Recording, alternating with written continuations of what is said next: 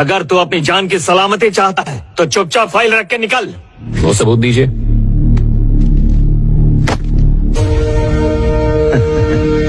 चलो बैठो। देखा कैसे भीगी बिल्ली बन गया। ये तो चूहा निकला।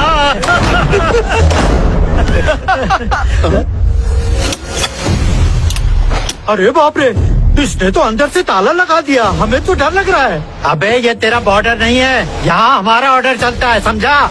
हमसे पंगा मत ले बोल रहा हूँ, बहुत भारी पड़ेगा तुझे।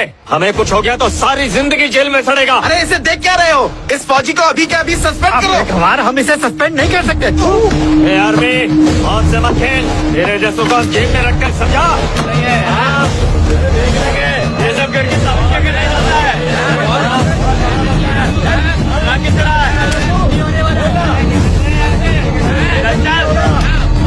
ये क्या तमाशा लगा रखा है? हम तुझसे बात कर रहे हैं और तू खिलौने से खेल रहा है। अबे कुछ बोलना।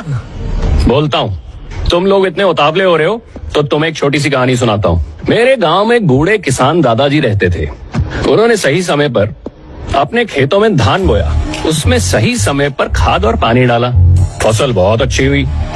रात को एक गंदी नाली का चूहा आता था और फसल को कुतरता था। दादाजी क्रोधित हुए, बोले, चूहे, तू मेरी फसल बर्बाद करेगा? मैं तेरी बिल को आग लगा के तुम सबको भस्म कर दूंगा। ये सुन के चूहे की इज्जत को ठेस पहुंच गई।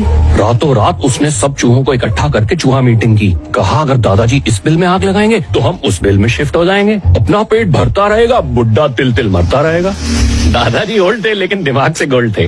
उन्होंने एक एक करके चूहे की हर बिल में कोयला भर दिया। कोयले पे डीजल डाल के उसको आग लगा के हवा मार मार के सभी चूहे भून डाले। ये चूहों की कहानी हमें क्यों सुना रहे हो? हम क्या नर्सरी के बच्चे हैं? चूहे की कहानी और अपनी कहानी में कनेक्शन है सर। वो बैठा चूहा जो अपनी फसल को खराब कर रहा है, और तुम सब वो चूहा मीटिंग वाले चूहे हो। दादाजी तो बेचारे किसान थे तो उन्होंने आग लगाई। मैं तो मिलिट्री वाला हूँ, मैं बॉम्ब लगाऊंगा।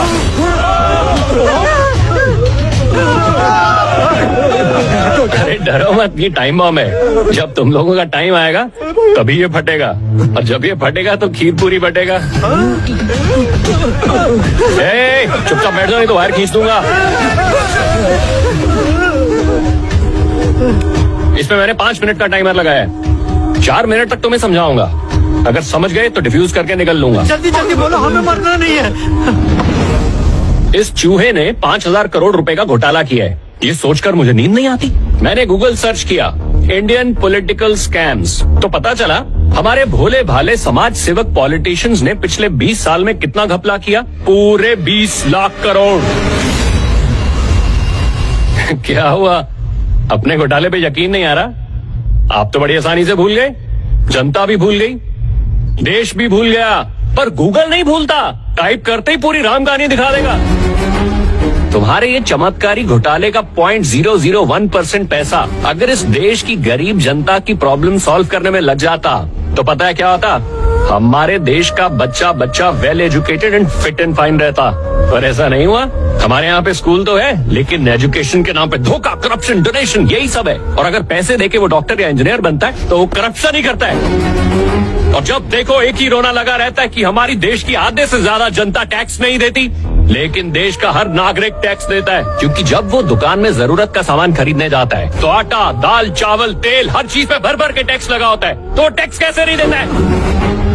पीने का साफ पानी, बिना गड्ढे वाली सड़क, अच्छे और सस्ते हॉस्पिटल, ये सब सुविधाएं आम नागरिक को मिल सकती हैं अगर तुम लोग बड़े बड़े घपले और घोटाले करना बंद करो।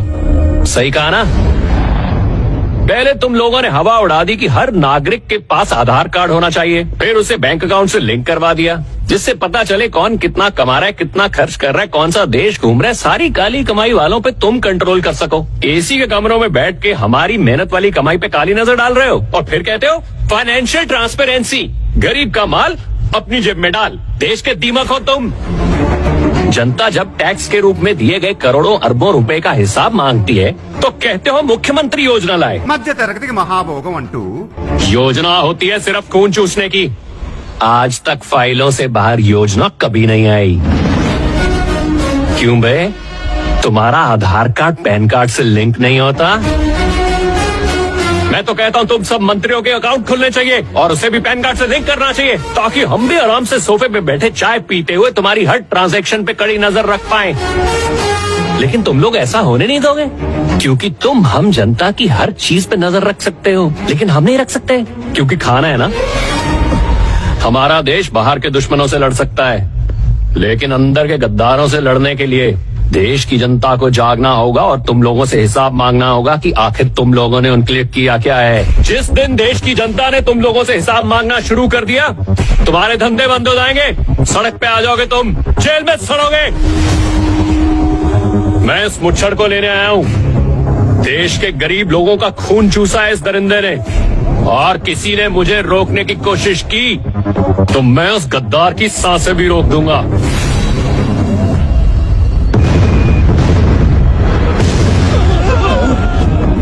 अगर इसने मीडिया के सामने सब कुछ पक दिया ना, तो जनता जूते मारेगी।